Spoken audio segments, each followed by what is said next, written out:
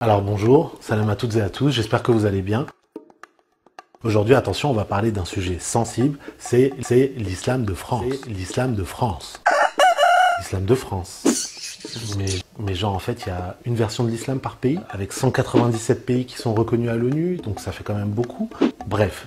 L'islam de France, c'est le débat auquel la terre entière est invitée à participer. La terre entière, sauf les musulmans. Oui, parce qu'apparemment, tout le monde a un avis sur le sujet. Si j'avais été musulmane, l'islam musulmane, sur l'islam, des musulmans, de l'islam, musulmane, des musulmans, contre l'islam, l'islam pour l'islam, des musulmans, l'islam des musulmans, l'islam, des musulmans. Et quand je dis tout le monde, c'est vraiment tout le monde.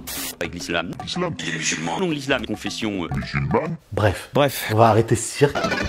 Et si on parlait pendant 2 minutes sérieusement? Il y a plus de 5 millions de musulmanes et de musulmans en France.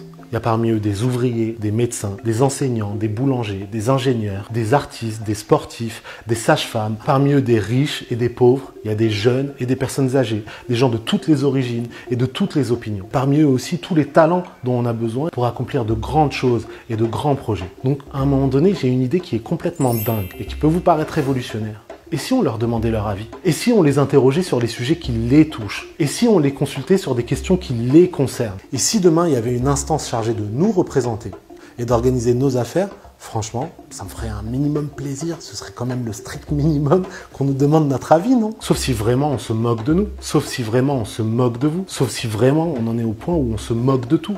Plutôt que de rester dans le constat, moi je vous propose quelque chose de très simple. Et si on organisait les choses nous-mêmes? Et si on prenait notre destin en main? Et si on s'exprimait sur des questions qui nous concernent? Plutôt que d'attendre que des ignorants le fassent à notre place. C'est précisément ce que je vous propose de faire à travers cette consultation des musulmans. C'est quoi? C'est très simple. Vous trouverez en dessous de cette vidéo un lien avec un site de consultation où vous pouvez vous exprimer. Ça prend juste 5 minutes, on vous pose des questions très simples qui vous permettent de donner votre opinion sur tel ou tel sujet. 5 minutes, c'est pas grand chose, mais ça peut tout changer. Vous pouvez vous exprimer sur les questions qui comptent pour vous, que ce soit l'organisation des mosquées, que ce soit l'éducation, que ce soit l'abattage rituel, la lutte contre l'islamophobie ou tout autre sujet qui vous tient à cœur. Alors s'il vous plaît, prenez ce temps, exprimez-vous sincèrement, dites ce que vous avez sur le cœur, prenez votre destin en main. Sinon d'autres le feront pour vous, voire parfois même contre vous. Remplissez le formulaire, faites-le remplir aussi à votre famille, à votre entourage, pour que les choses changent. Aidez les personnes, notamment les plus âgées, qui parfois n'ont pas accès à Internet. Plus on sera nombreux à participer à cette consultation, plus elle sera légitime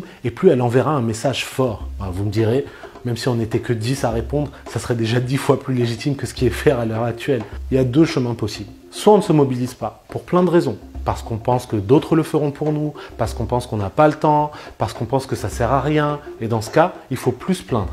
Puisqu'on ne veut pas prendre 5 minutes de notre temps pour s'organiser, parce que 5 minutes c'est déjà trop. Soit on se saisit de ce moment historique pour changer les choses. Pour nous, pour nos enfants, pour notre entourage, pour les gens qu'on aime, en nous exprimant, en agissant, en ne laissant personne s'exprimer à notre place et décider à notre place, en relevant la tête avec dignité, sans demander rien de plus que ce qui est notre droit le plus strict, la liberté de choisir pour nous-mêmes et par nous-mêmes notre foi et la manière de la pratiquer. Parce que dans la vie, soit on a des actions, soit on a des excuses. Maintenant c'est à vous de jouer et je compte sur vous.